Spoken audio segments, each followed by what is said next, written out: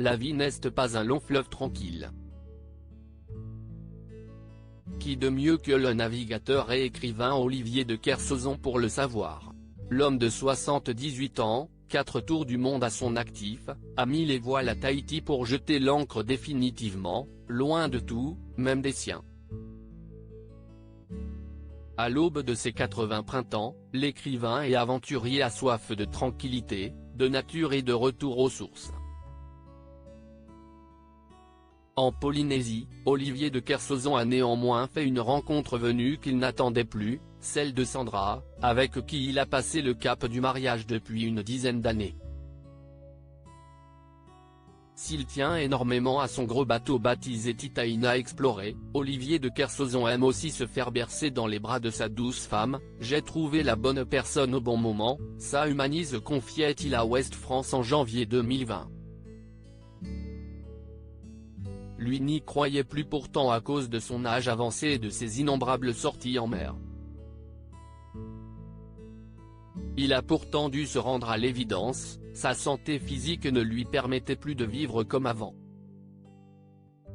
« J'étais un mec qui embarquait sur les bateaux et qui ne s'occupait que de ça. Quand j'ai arrêté de commander à 65 ans, la vie a changé. Je n'avais plus la force physique. Pour commander, il faut être capable de faire les ordres qu'on donne, sinon il y a vite de la posture », poursuivait-il. Les fantômes, ce n'est pas accepté par la société. En épousant Sandra, Olivier de Kersauzon n'était pas à son premier coup d'essai en matière de mariage. Avant de rencontrer celle qui sera peut-être la dernière femme de sa vie, l'auteur était tombé fou amoureux de Caroline, avec qui il s'était marié et avait eu un fils, Arthur, 42 ans, marié à Clotilde Dursault et qui l'a fait grand-père. En dépit d'une séparation devenue évidente au fil des années, les deux ex ne passent jamais par la case divorce, à l'image de Françoise Hardy et Jacques Dutronc. Mais en 2005, un tournant décisif vient mettre un terme à cette union, la mort de Caroline Piloquet-Verne. S'il a refait sa vie et accepté la situation, Olivier de Kersauzon n'a rien oublié de ce mariage. Avec un enfant en commun, il ne pourra jamais oublier ce qu'il a vécu avec Caroline.